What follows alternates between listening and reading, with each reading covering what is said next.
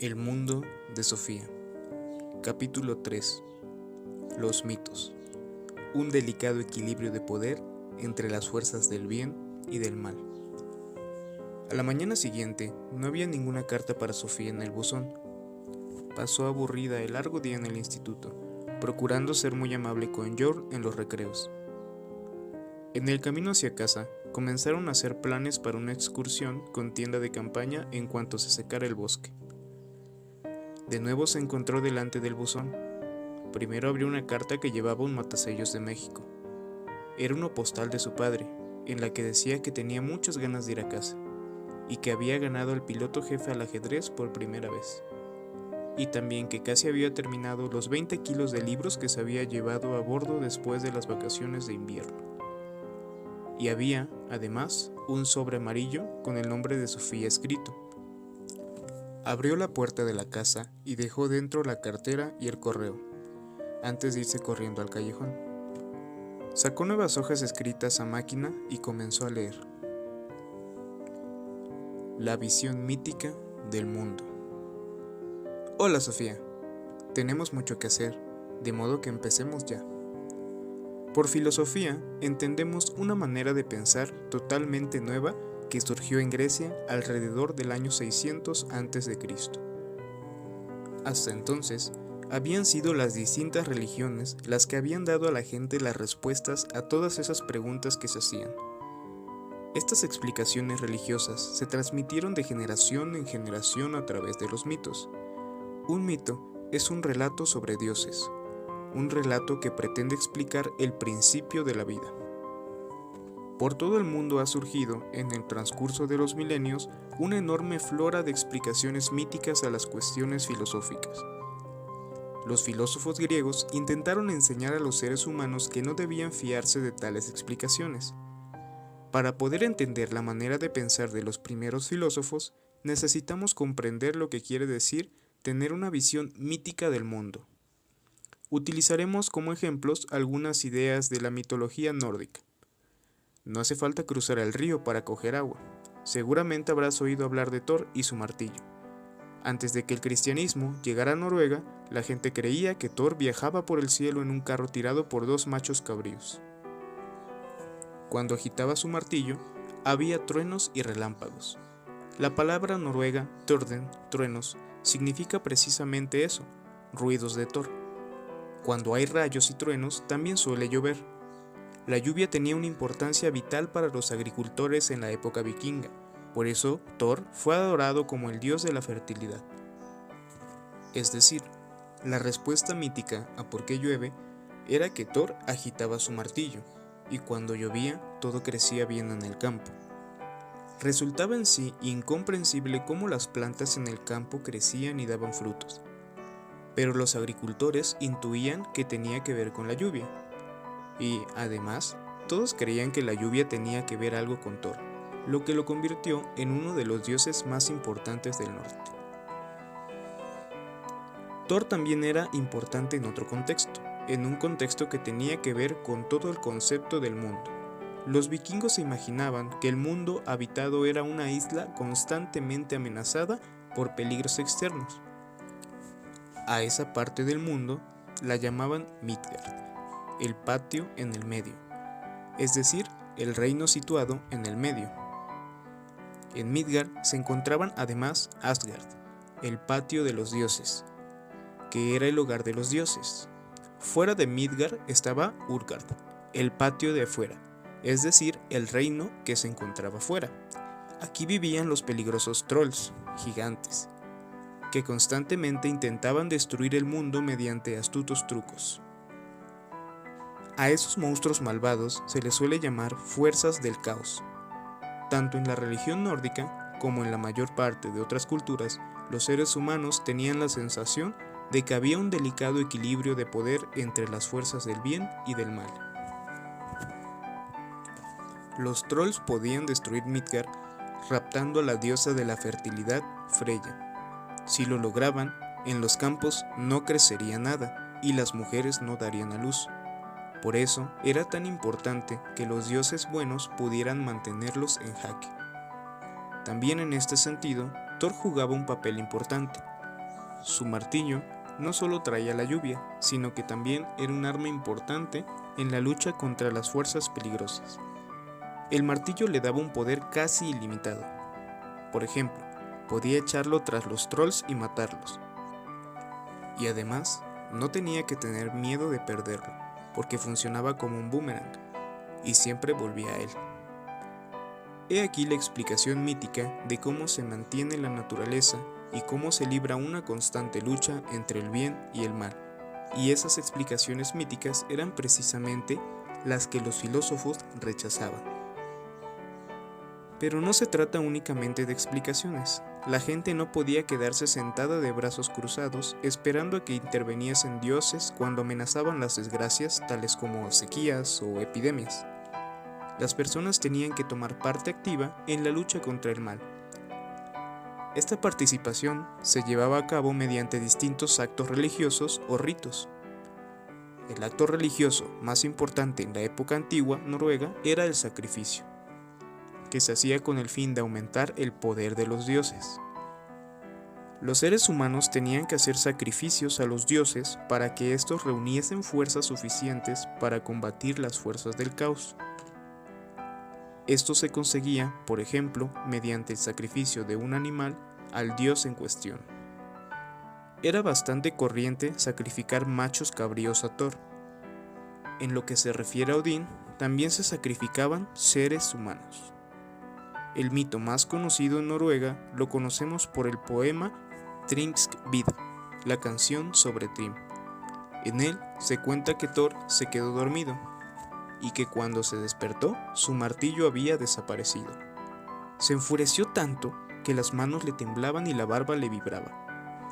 Acompañado de su amigo Loke, fue a preguntar a Freya si le dejaba sus alas para que éste pudiera volar hasta Jotunheimen, el hogar de los gigantes, con el fin de averiguar si eran los trolls los que le habían robado el martillo. Allí Loke se encuentra con Thrym, el rey de los gigantes, que en efecto empieza a presumir de haber robado el martillo y de haberlo escondido 8 millas bajo tierra, y añade que no devolverá el martillo hasta que no logre casarse con Freya. ¿Me sigue, Sofía? Los dioses buenos se encuentran de repente ante un dramático secuestro. Los trolls se han apoderado de su arma defensiva más importante, lo que da lugar a una situación insostenible. Mientras los trolls tengan en su poder el martillo de Thor, tienen el poder total sobre el mundo de los dioses y de los humanos, y a cambio del martillo exigen a Freya, pero tal intercambio resulta igual de imposible. Si los dioses tienen que desprenderse de su diosa de la fertilidad, la que vela por todo lo que es vida, la hierba en el campo se marchitará y los dioses y los humanos morirán. Es decir, la situación no tiene salida. Si te imaginas un grupo de terroristas amenazando con hacer explotar una bomba atómica en el centro de París o de Londres, si no se cumplen sus peligrosísimas exigencias, entiendes muy bien esta historia. El mito cuenta que Loke vuelve a Asgard, donde pide a Freya que se viste de novia porque hay que casarla con los trolls. Desgraciadamente, Freya se enfada y dice que la gente pensará que está loca por los hombres si accede a casarse con un troll. Entonces, al dios Heimdall se le ocurre una excelente idea. Sugiere que disfracen a Thor de novia. Podrán atarle el pelo y ponerle piedras en el pecho para que parezca una mujer. Evidentemente, a Thor no le hace muy feliz esta propuesta, pero entiende finalmente que la única posibilidad que tienen los dioses de recuperar el martillo es seguir el consejo de Heimdall. Al final, Thor se viste de novia. Loke la acompaña como dama de honor. Vayamos las dos mujeres a Jotunheimen, dice Loke. Si prefieres un idioma más moderno, diríamos que Thor y Loke son los policías antiterroristas de los dioses. Disfrazados de mujeres, deben meterse en el baluarte de los trolls para recuperar el martillo de Thor. En cuanto llegan a Jotunheimen, los trolls empiezan los preparativos de la boda. Pero durante la fiesta nupcial, la novia, es decir, Thor, se come un buey entero y 8 salmones. También se bebe 3 barriles de cerveza. A Thrym Le extraña, y los soldados del comando, disfrazados, están a punto de ser descubiertos, pero Luke consigue escapar de la peligrosa situación. Dice que Freya no ha comido en 8 noches por la enorme ilusión que le hacía ir a Jotunheim. Thrym levanta el velo para besar a la novia, pero da un salto del susto al mirar dentro de los agudos ojos de Thor. También esta vez es Luke el que salva la situación. Dice que la novia no ha dormido en 8 noches por la enorme ilusión que le hacía la boda. Entonces Thrym ordena que se traiga el martillo y que se ponga sobre las piernas de la novia durante la ceremonia de la boda. Se cuenta que Thor se echó a reír cuando le llevaron su martillo. Primero mató con él a Thrym y luego a toda la estirpe de los gigantes. Y así el siniestro secuestro tuvo un final feliz. Una vez más, Thor, el Batman o el James Bond de los dioses, había vencido a las fuerzas del mal. Hasta ahí el propio mito, Sofía. Pero, ¿qué significa en realidad? No creo que se haya inventado solo por gusto. Con este mito se pretende dar una explicación a algo. Ese algo podría ser lo siguiente. Cuando había sequías en el país, la gente necesitaba una explicación de por qué no llovía. ¿Sería acaso porque los dioses habían robado el martillo de Thor? El mito puede querer dar también una explicación a los cambios de estaciones del año. En invierno, la naturaleza muere porque el martillo de Thor está en Jotunheim, pero en primavera consigue recuperarlo. Así pues, el mito intenta dar a los seres humanos respuestas a algo que no entienden. Pero habría algo que explicar además del mito. A menudo, los seres humanos realizaron distintos actos religiosos relacionados con el mito. Podemos imaginarnos que la respuesta de los humanos a sequías o a malos años sería representar el drama que describía el mito. Quizás disfrazaban de novia a algún hombre del pueblo, con piedras en lugar de pechos para recuperar el martillo que los trolls habían robado. De esta manera, los seres humanos podrían contribuir a que lloviera y que el grano creciera en el campo. Conocemos muchos ejemplos de otras partes del mundo en los que los seres humanos dramatizan un mito de estaciones con el fin de acelerar los procesos de la naturaleza. Solo hemos echado un brevísimo vistazo al mundo de la mitología nórdica. Existen un sinfín de mitos sobre Thor y Odín, Frey y Freya, Hoder y Balder, y muchísimos otros dioses. Ideas mitológicas de este tipo florecían por el mundo entero antes de que los filósofos comenzaran a hurgar en ellas. También los griegos tenían su visión mítica del mundo cuando surgió la primera filosofía. Durante siglos habían hablado de los dioses de generación en generación. En Grecia, los dioses se llamaban Zeus y Apolo, Hera y Atena, Dionisio y Asclepio, Heracles y Hefesto, por nombrar algunos. Alrededor del año 700 a.C., gran parte de los mitos griegos fueron plasmados por escrito por Homero y Hesíodo. Con esto se creó una nueva situación. Al tener escritos los mitos se hizo posible discutirlos. Los primeros filósofos griegos criticaron la mitología de Homero solo porque los dioses se parecían mucho a los seres humanos y porque eran igual de egoístas y de poco fiar que nosotros. Por primera vez se dijo que quizás los mitos no fueran más que imaginaciones humanas. Encontramos un ejemplo de esta crítica de los mitos en el filósofo Genófanes, que nació en el año 570 a.C. Los seres humanos se han creado dioses a su propia imagen, decía. Creen que los dioses han nacido y que tienen cuerpo, vestidos e idioma como nosotros. Los negros piensan que los dioses son negros y chatos. Los tracios los imaginan rubios y con ojos azules. Incluso si los bueyes, caballos y leones hubieran sabido pintar, habrían representado dioses con aspecto de bueyes, caballos y leones. Precisamente en esa época, los griegos fundaron una serie de ciudades-estados en Grecia y en las colonias griegas del sur de Italia y Eurasia. En estos lugares, los esclavos hacían todo el trabajo físico, y los ciudadanos libres podían dedicar su tiempo a la política y a la vida cultural.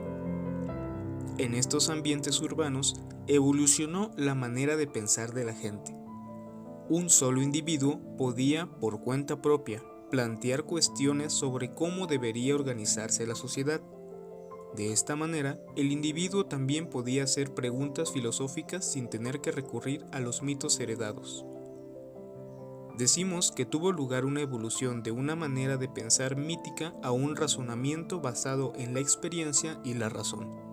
El objetivo de los primeros filósofos era buscar explicaciones naturales a los procesos de la naturaleza.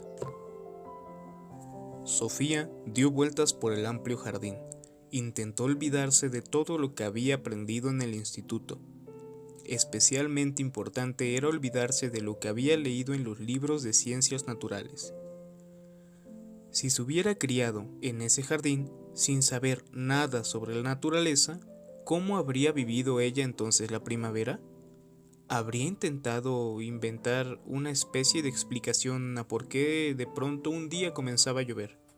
¿Habría imaginado una especie de razonamiento de cómo desaparecía la nieve y el sol iba subiendo en el horizonte? Sí, de eso estaba totalmente segura, y empezó a inventar e imaginar. El invierno había sido como una garra congelada sobre el país debido a que el malvado Muriat se había llevado presa a una fría cárcel a la hermosa princesa Síquita. Pero, una mañana, llegó el apuesto príncipe Brábato a rescatarla. Entonces Síquita se puso tan contenta que comenzó a bailar por los campos, cantando una canción que había compuesto mientras estaba en la fría cárcel. Entonces la tierra y los árboles se emocionaron tanto que la nieve se convirtió en lágrimas. Pero luego salió el sol y secó todas las lágrimas. Los pájaros imitaron la canción de Síquita, y cuando la hermosa princesa soltó su pelo dorado, algunos rizos cayeron al suelo, donde se convirtieron en lirios de campo. A Sofía le pareció que acababa de inventarse una hermosa historia. Si no hubiera tenido conocimiento de otra explicación para el cambio de las estaciones, habría acabado por creerse la historia que se había inventado. Comprendió entonces que los seres humanos quizás hubieran necesitado siempre encontrar explicaciones a los procesos de la naturaleza. A lo mejor, la gente no podía vivir sin tales explicaciones, y entonces inventaron todos los mitos en aquellos tiempos en que no había ninguna ciencia.